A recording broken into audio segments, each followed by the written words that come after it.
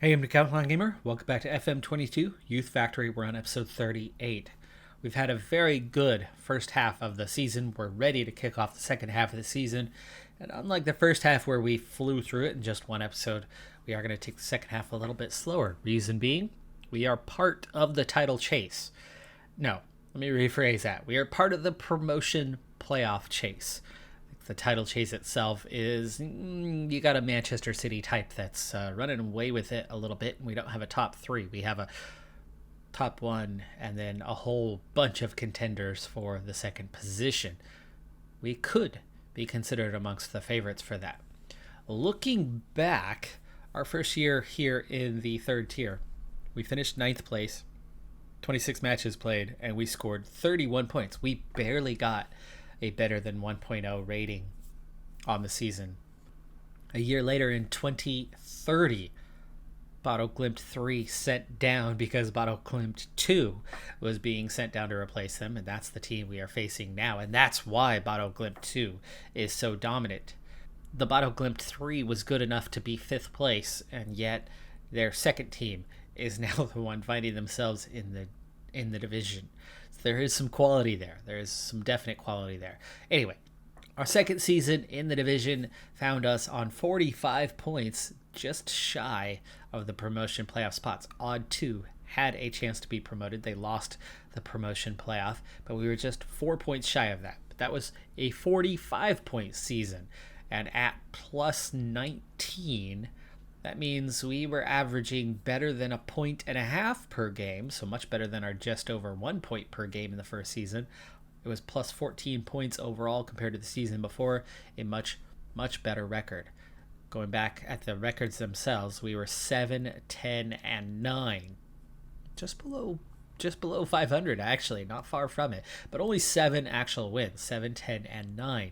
Then we add 5 wins to the total, and only 1 fewer draw, 4 fewer losses. That's the big difference. So plus 5 wins. That really helped us out. Halfway, for us anyway, halfway. A lot of the teams around us are a game or two further beyond. But for us, 8, 3, and 2. Still had a couple losses, but we've taken a lot of draws and translated those into wins. We've already had more wins than we had our first season. The draws aren't quite there yet, but we've got 8 wins out of 13 matches played. Only 5 results have not come out with a victory. So things are going much, much better. In fact, at this point, with 27 points earned at the halfway stage, we are averaging just over 2 points per match.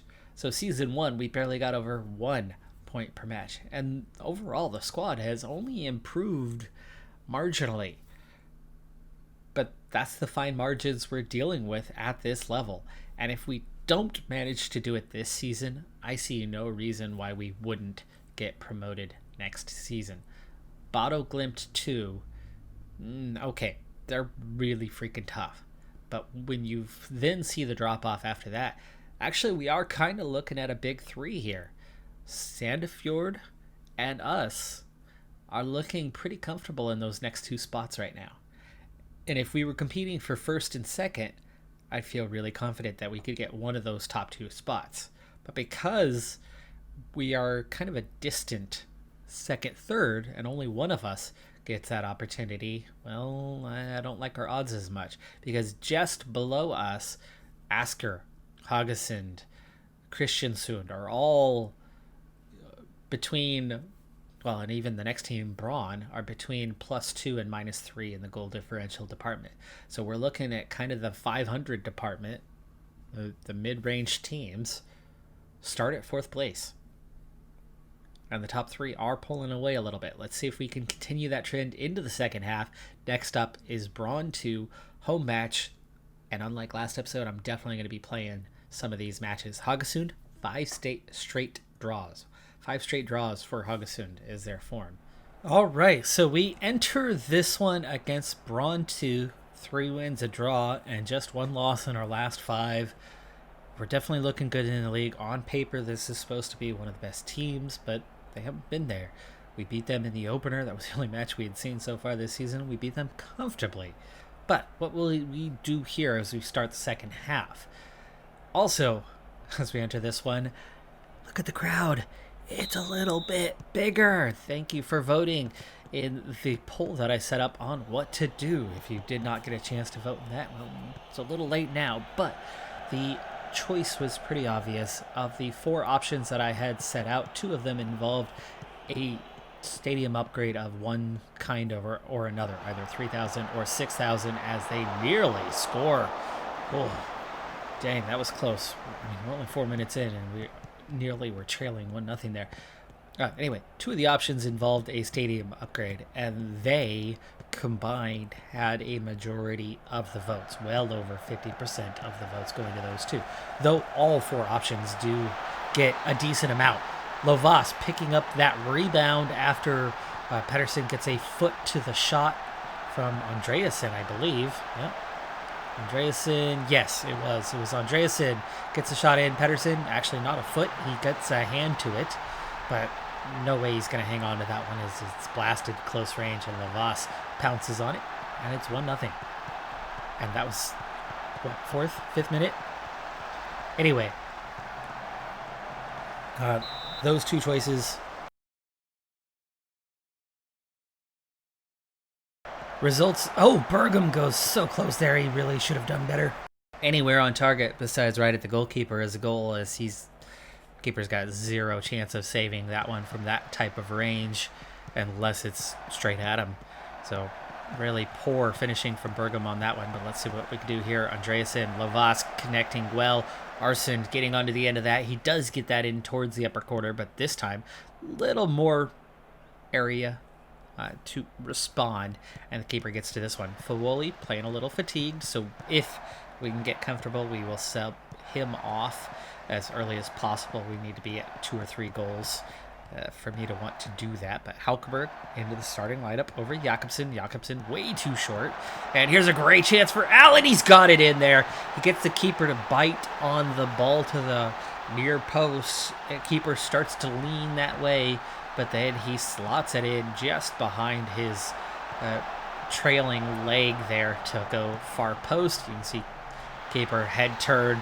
He's definitely leaning that way, and then the ball goes the opposite way. Great fake there from Al to set that one up, and it's 2-0. 17 minutes into this, through ball. Lovas, can he make it 3? No, but he's going to lay it off. Still another chance here. We're inside. Bergam takes way too long to get that under control, allowing the defense to get set, get the block. All right, back to the vote. There was a chance to upgrade the corporate facilities so that we could bring in better sponsors. There was a chance to directly inject some cash as Andreasen gets his 3rd goal of the season, and it is 3, just 20 minutes played. At this point, I will be subbing Fawoli off at halftime to rest him up. Free kick, dangerous spot. A lot of guys were offside, but they get back onside just before the kick, giving them a real shot here, and they do get the one guy in the box.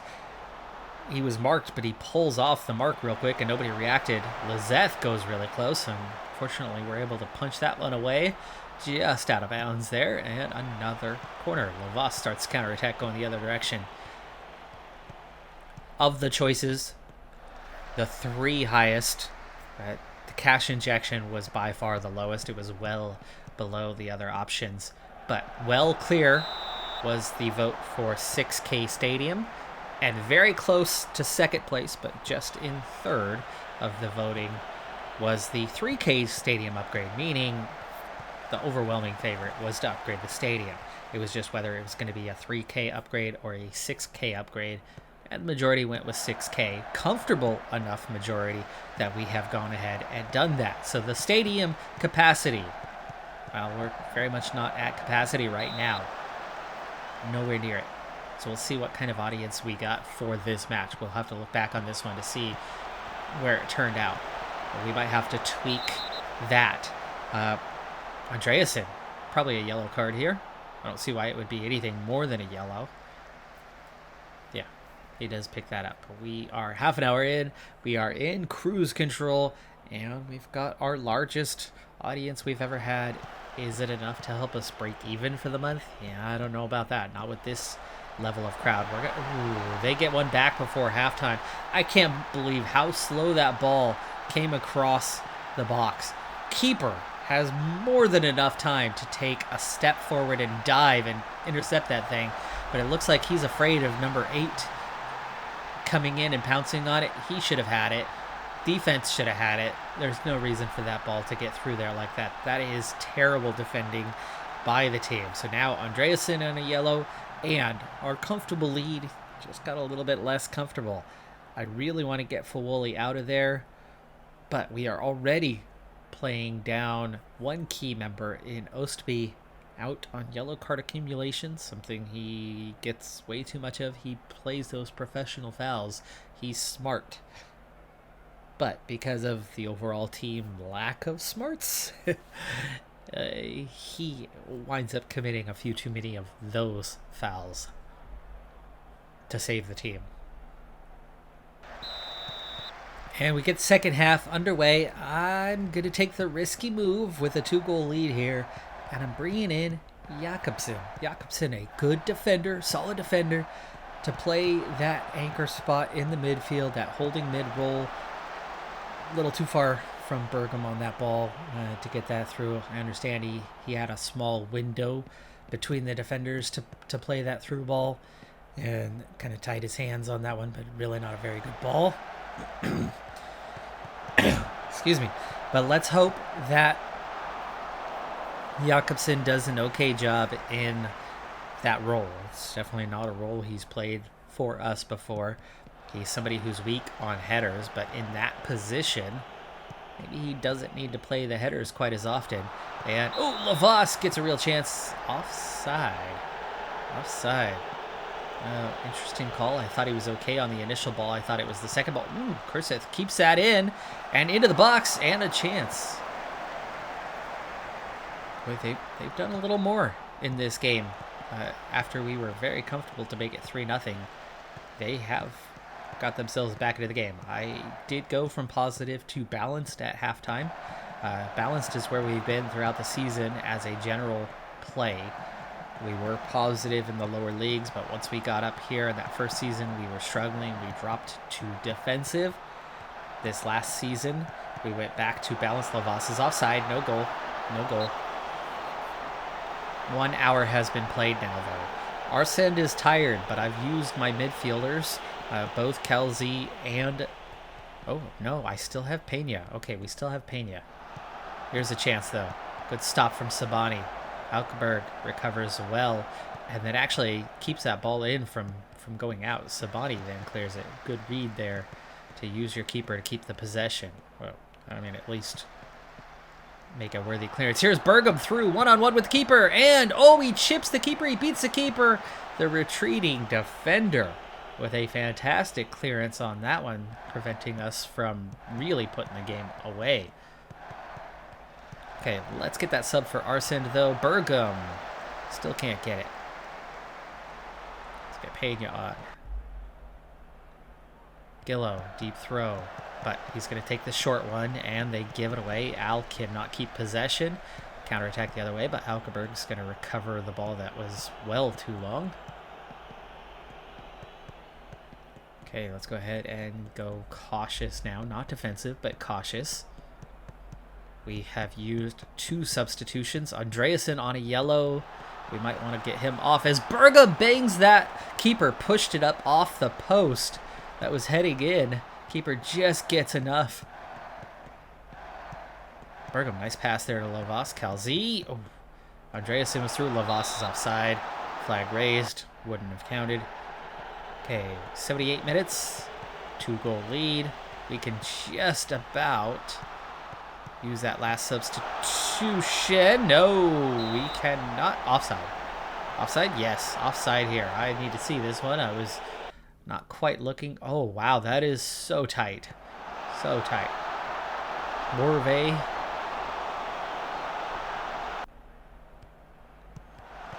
That one looked offside. More offside than the one that was called offside.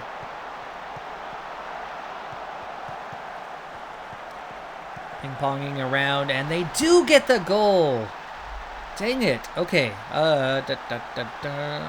Teuton can play on the left-hand side. Let's get him out there. And then we have some work to do, folks. We got to finish this game off. We should have been comfortable. We've had so many chances here in the second half to seal this thing. That goal before halftime could come back to bite us here. Instructions. Time wasting. Put it on. Big time wasting. And let's drop the line of engagement down quite a bit.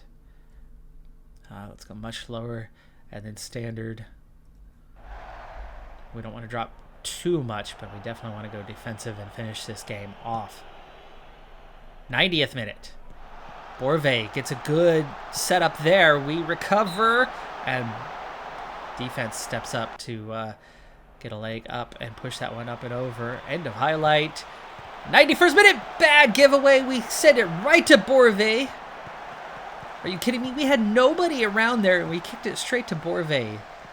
That was outside for Borve, but no flag, and they're going to give them the corner. Borve was well behind the defense before the ball was kicked. He definitely went too early, but no flag. 30 seconds. Yikes. Please, no more mistakes. Al. Halkeberg. Pena. Bergam. Lovas. Now, keeping away well. And we see out the game to get the 3 points. But my oh my, did we take comfortable and make it close. We have a goal properly ruled out for offside. As did they, though theirs was quite close.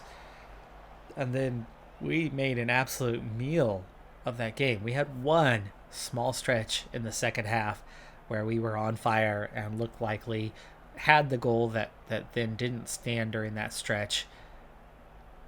But there in the final minutes, my oh my, did we let them back into this thing, left that game wide open. Severette with a really good job there in the defense, but he was the only one.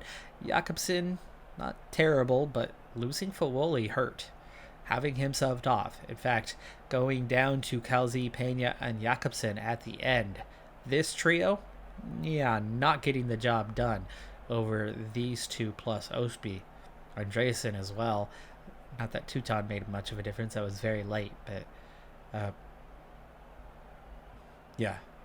taking these guys out was a risky move, and it almost backfired.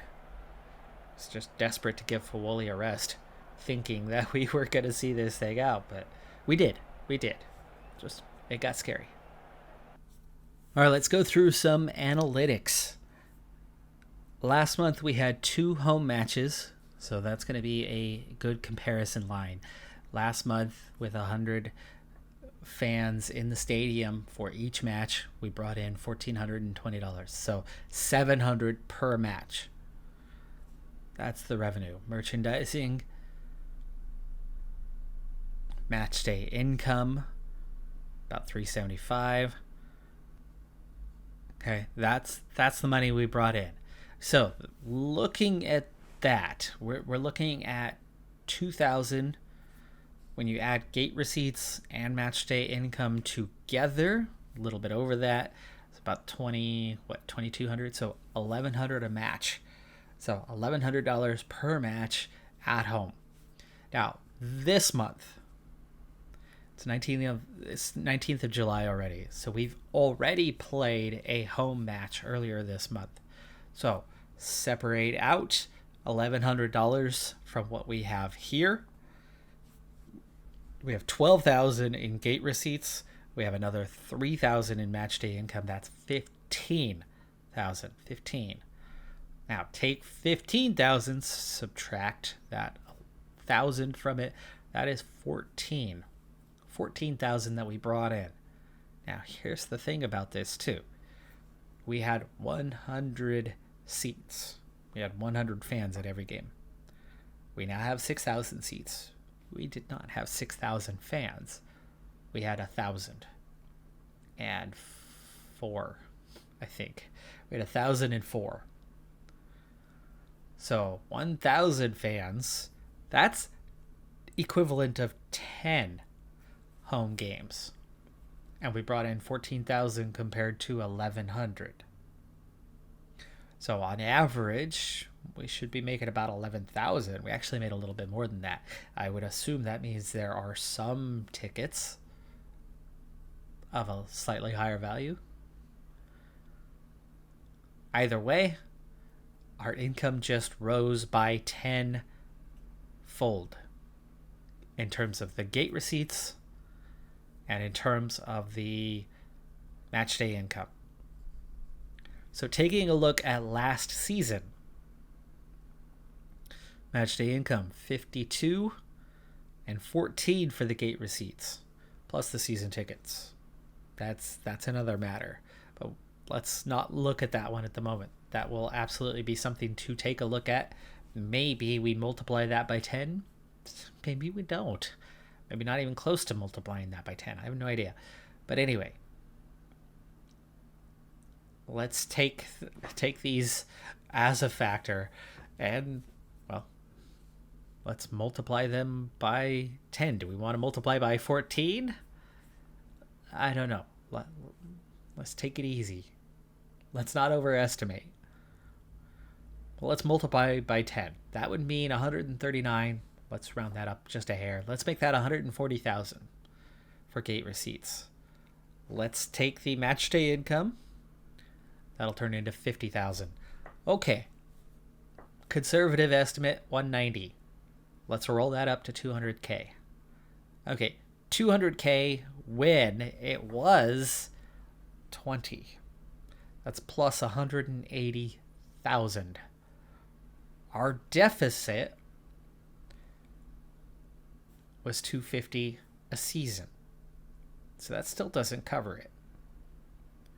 But that's with 1,000 people coming. Now, what this also doesn't cover is the expenditure side of things. We're going to see an increase here as well.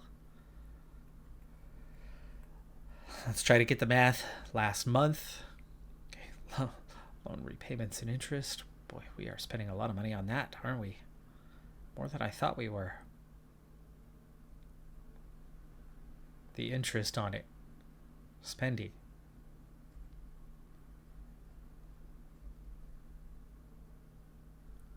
All right, first thing, match day expenses. Last month, 916. So let's round that up a little bit. 500 a game. That means we spent 1,000. If we spent 500 a game or just under, we spent 1,000. So we are doubling our match day expense. So that's 500 spent. Now we were always spending before, right? But we've got to impact what the gross income's gonna be. Or net, sorry, our net income, not just our gross.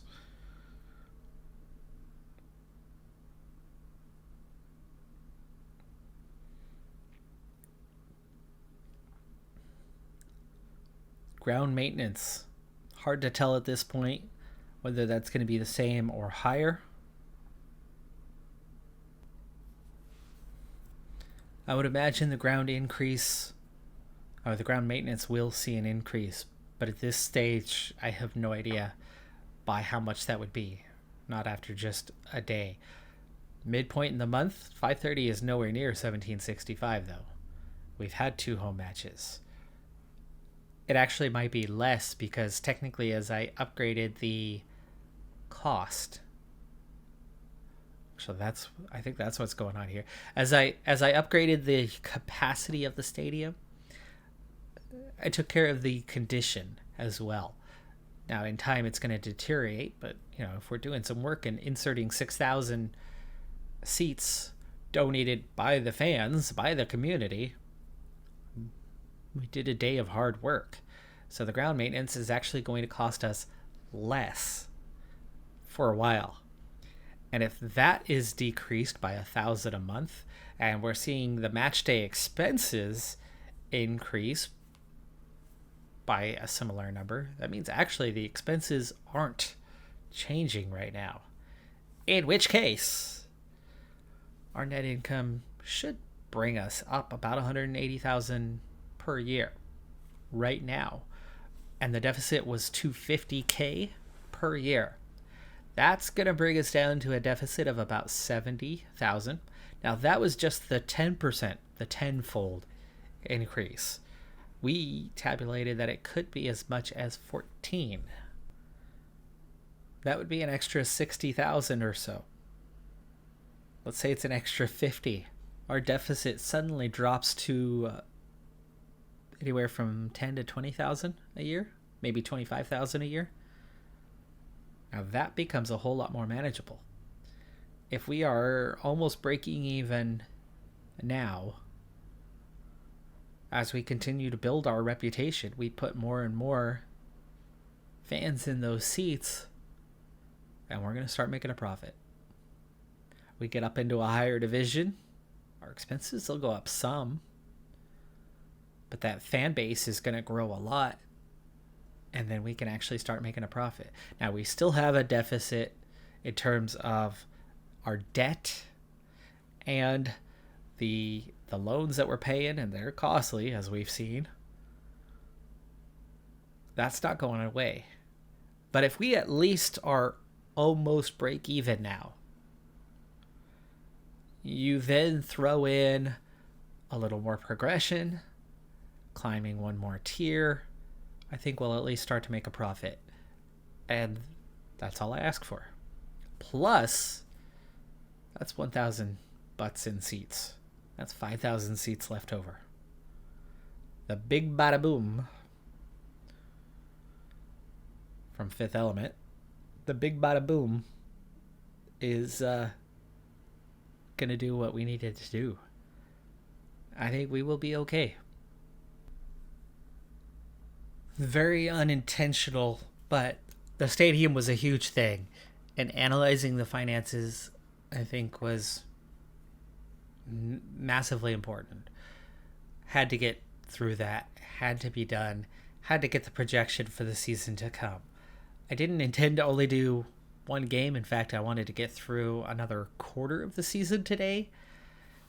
But it is what it is. Now, I was going to then simulate the next 3 matches or so to get us a little bit further at least. You know, maybe not to that 3/4 point, but a little further.